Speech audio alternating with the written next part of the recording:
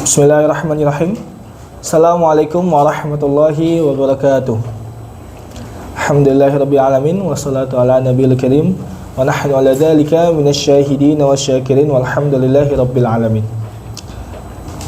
Teman-teman Agopos sekalian, insyaallah kita akan melanjutkan kajian tentang bab haid kita yang kemarin sudah kita mulai, dan kali ini di bagian ini insyaallah kita akan membahas tentang dua hal.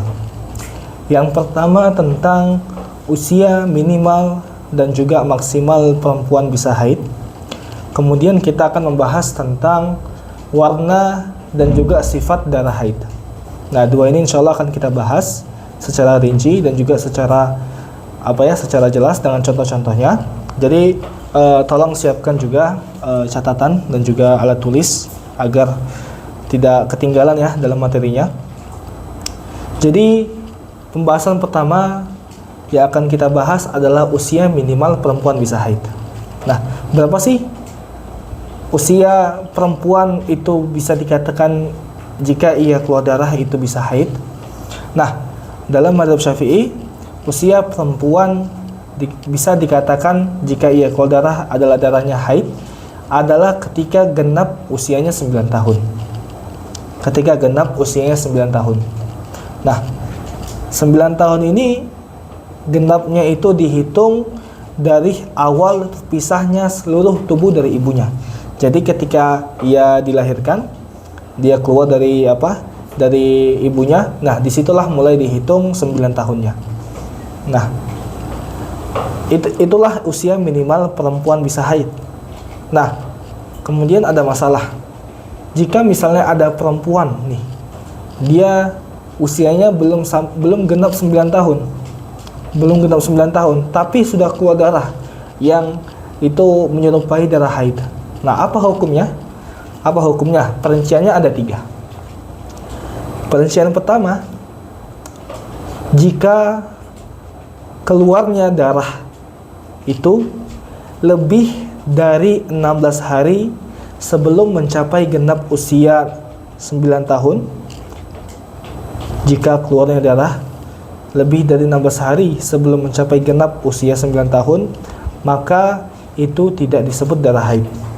Maka itu tidak disebut darah haid, melainkan darah istihadah atau darah penyakit. Nah, ini perincian pertama. Perincian kedua, jika keluar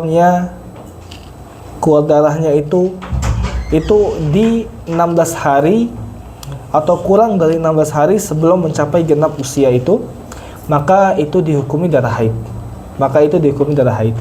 Gimana contohnya? Contoh misalnya ada perempuan, kita namakan perempuannya namanya Syakira ya, Syakira. Nah, misalnya nih si Syakira ini dia itu usianya belum 9 tahun. Belum 9 tahun. Nah, kemudian dia lihat darah keluar 2 hari. Dia lihat darahnya keluar 2 hari. Kapan dia lihatnya? Ketika 25 hari sebelum genap usia 9 tahun. Saya ulangi, dia melihat darah keluar ketika 25 hari sebelum dia mencapai genap usia 9 tahun. Nah, maka apa hukumnya? Nah, seperti yang sudah dijelaskan tadi, itu tidak dihukumi darah haid. Kenapa? Karena darahnya keluar itu 25 hari sebelum genap 9 tahun, dan itu melebihi dari 16 hari tadi. Melebihi dari 16 hari tadi. Nah, itu contoh pertama. Contoh kedua kita kasih nama perempuannya ini namanya Sarah ya, Sarah. Nah, misalnya si Sarah ini dia melihat darah keluar selama 3 hari. Dia melihat darah keluar selama 3 hari. Nah, sebelum dia genap 9 tahun. Kapan dia lihat? Ketika 10 hari sebelum dia mencapai genap usia 9 tahun. Dia melihat darah 3 hari sebelum dia 10 hari sebelum dia mencapai genap usia 9 tahun. Maka apa hukum darahnya? Nah, hukum darahnya adalah dia termasuk darah haid. Kenapa? Karena darahnya keluar Karena darahnya keluar ketika kurang dari 16 hari sebelum dia mencapai genap usia 9 tahun. Maka itu dihukumi darah haid. Nah, itu dua perincian yang pertama. Nah, perincian yang ketiga, jika darahnya itu keluar lebih dari 16 hari sebelum ia mencapai genap usia 9 tahun, kemudian bersambung sampai 16 hari atau kurang. Saya ulangi, jika darahnya itu awal keluarnya itu ketika lebih dari 16 hari sebelum dia mencapai genap usia 9 tahun, kemudian darahnya itu bersambung sampai kurang dari 16 hari sebelum dia mencapai genap usia 9 tahun, maka apa hukumnya? Hukumnya yang masuk dalam 16 hari atau kurang dari genap 9 tahun itu dihukumi haid, sedangkan yang di luar dari 16 hari ya maka itu dihukumi darah istihadah. Nah, contohnya gimana? Contoh kasusnya misalnya si Syakira tadi itu melihat darah keluar, dia keluar darah selama 10 hari. Nah, kapan dia ngelihat darah selama 10 hari? Ketika darahnya itu ketika dia 18 hari sebelum genap usia 9 tahun. Dia ada ngelihat darah 10 hari sebelum 18 hari sebelum ia genap 9 tahun. Nah, maka apa hukumnya? Maka darah hari ke-18, hari ke-17 atau ketika ia keluar itu berarti darah hari pertama dan hari kedua. Nah, itu dihukumi darah istihadah atau darah kotor atau darah penyakit. Nah, sedangkan darah yang setelahnya hari ke-3 sampai hari ke-10 yaitu dari hari ke-16 sampai hari ke-8, maka itu dihukumi darah haid. Contohnya bisa dilihat di tabel yang ditampilkan di video ini. Di tabelnya itu sudah ditampilkan yang warna hitam dari hari 18 ke 17 itu dihukumi darah istihadah, sedangkan yang warna merah itu dihukumi haid dari hari 16 sampai hari ke-8. Nah, ini tentang usia minimal perempuan bisa haid. Nah, tapi ada catatan penting yang mesti kita ketahui, bahwa genap 9 tahun yang disebut di sini itu 9 tahun Hijriah. Genap 9 tahun Hijriah, bukan genap 9 tahun Masehi. Jadi yang dihitung adalah usia Hijriah dia. Nah, yang kedua, catatan penting yang harus kita ketahui bahwa yang dimaksud genap 9 tahun adalah ketika dia itu sudah genap 9 tahun, sudah menjalani 9 tahun secara penuh, dan dia telah memulai tahun yang ke-10-nya. Bukan maksud genap 9 tahun itu dia genap 8 tahun baru mulai menjalani 9 tahunnya. Bukan. Maksudnya itu genap 9 tahun. Nah, setelahnya dia menjalani usia 10 tahunnya. Nah, ini catatan penting yang mesti diketahui.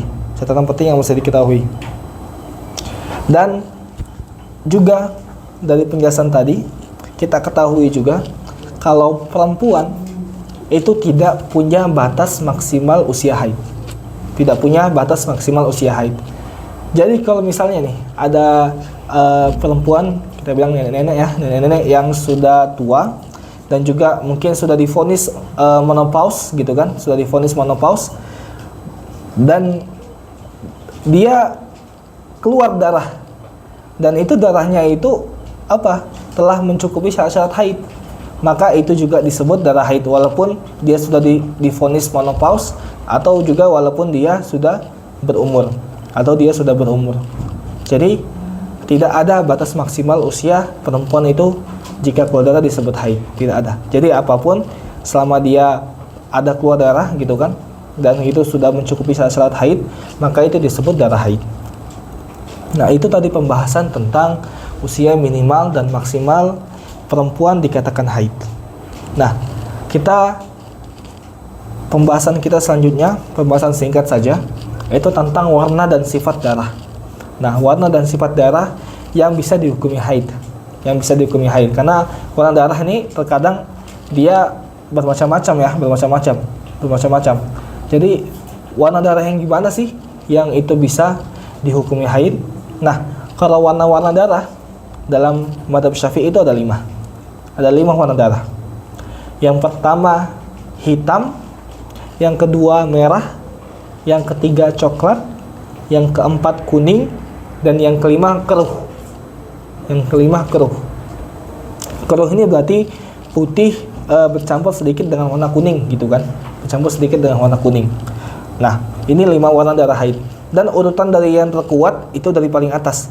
Dari hitam paling kuat yang pertama, nomor 1, yang kedua warna merah, yang ketiga warna coklat, yang keempat warna kuning, yang kelima warna keruh. Warna keruh. Nah, ini urutan dari kuat sampai yang paling lemah di warna darah yang bisa dihukumi tentang haid. Nah, itu warna darah haid. Nah, kalau sifat-sifat darahnya itu ada 4. Sifat darahnya itu ada 4. Yang pertama, darahnya itu kental. Darahnya itu, darah haid itu bisa kental. Yang kedua, darahnya itu bisa saja encer, gitu kan, encer. Yang ketiga, darahnya itu bisa berbau. Dan yang keempat, darahnya bisa tidak berbau. Nah, keempat ini itu termasuk sifat-sifat darah yang bisa disebut darah haid.